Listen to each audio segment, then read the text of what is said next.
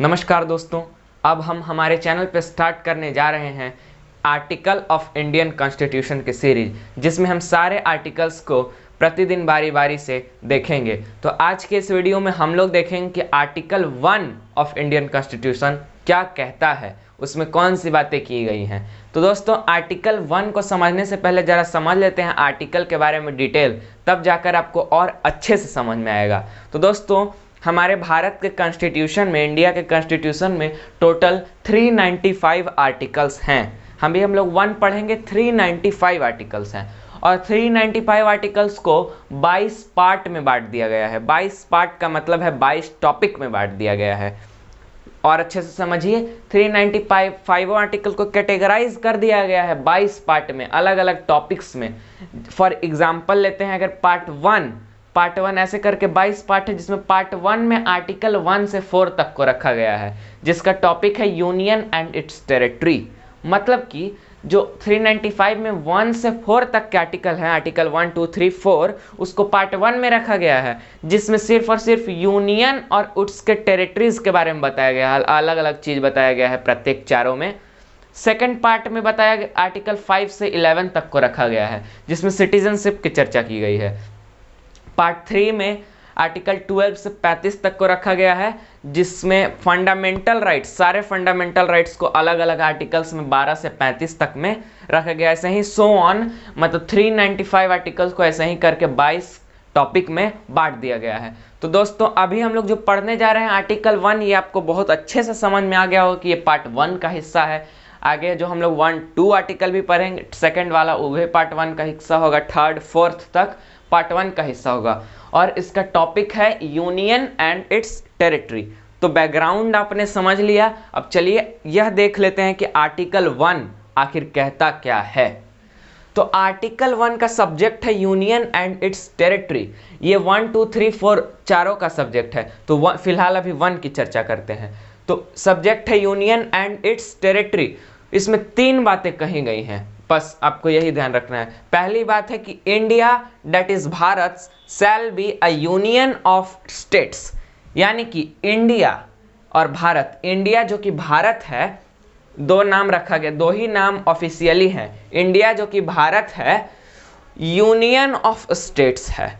Union of states का मतलब क्या वो कॉन्स्टिट्यूशन कहना चाह रहा है हमसे? यूनियन ऑफ स्टेट्स यह हमसे कहना चाह रहा है कि किसी भी कीमत पर उसके स्टेट्स को उसके यूनियन से अलग नहीं किया जा सकता, भारत से अलग उसको नहीं किया जा सकता। कैसे?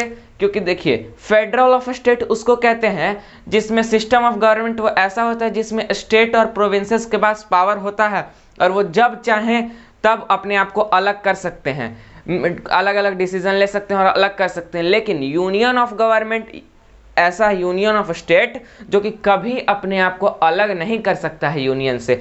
और यूनियन ऑफ स्टेट लिखकर कॉन्स्टिट्यूशन हमसे यही बताना चाहता है, ध्यान दीजिएगा, कि भारत से कभी भी उसके स्टेट्स अलग नहीं किए जा सकते।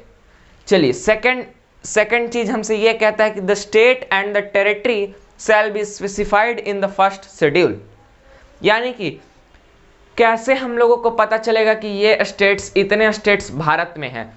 तो ये जो होगा, ये फर्स्ट शेड्यूल में लिस्ट उसका दिया गया होगा। यही हमसे सेकंड पॉइंट कहता है कि आखिर कितने स्टेट्स हैं, उसका लिखित दस्तावेज तो हमको चाहिए ही कि आखिर कौन कौन से स्टेट्स भारत में हैं। तो ये सेकंड पॉइंट हमसे ये कह रहा है कि ज़्यादा दिमाग लगाने की ज़रूरत नहीं है। जो हमारे स्टेट्स हैं वो फर्स्ट शेड्यूल में दिए गए हैं, लिखित हैं, तो कोई दिक्कत वाली बात नहीं है।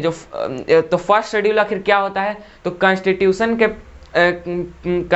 जब आप पढ़िएगा, खोलिएगा, तो उसमें पहले ही एक फर्स्ट शेड्यूल दिया रहेगा जिसमें स्टेट्स की लिस्ट है कि ये भारत का स्टेट है। तो सेकंड पॉइंट हमसे यही कह रहा है कि स्टेट्स और टेरिटरी स्पेसिफाइड हैं, चिंता वाली कोई बात नहीं है, स्पेसिफाइड हैं एक फर्स्ट शेड्यूल में कि ये हमारे स्टेट्स हैं। ठीक है। थर्ड पॉइंट हमसे ये कह रहा है कि the territory of India shall be comprise state, union territory and acquired territory. मतलब कि भारत की जो टेरिटरी होगी, कि ये इस पे भारत का जिस पे अधिकार होगा वो स्टेट होंगे और यूनियन टेरिटरी होंगे और एक्वायर्ड टेरिटरी होंगे। स्टेट्स भी भारत के होंगे, यूनियन टेरिटरी भी भारत के होंगे और एक्वायर्ड टेरिटरी यानी कि बाद में अलग हुआ, बाद में जीत लिया गया वाला टेरिटरी, ये भी भारत के ही टेरिटरी में गिने जाएंगे। तो आर्टिकल 1 हमसे यही कहता है। तो आर्टिकल 1 के बारे में हम लोगों ने आज जाना। अगले वीडियो में हम जानेंगे आर्टिकल 2 हमसे क्या कहता है। और आर्टिकल 2 आप लोगों को पक्का आप लोग कॉन्सेप्ट समझ चुके होंगे कि आर्टिकल 2 भी पार्ट 1 का हिस्सा है। पार्ट 1 में आर्टिकल 1 से 4 तक है, जिसका टॉपिक है यूनियन टेरिटरी। तो दोस्तों मिलते हैं नेक्स्ट पार्ट में।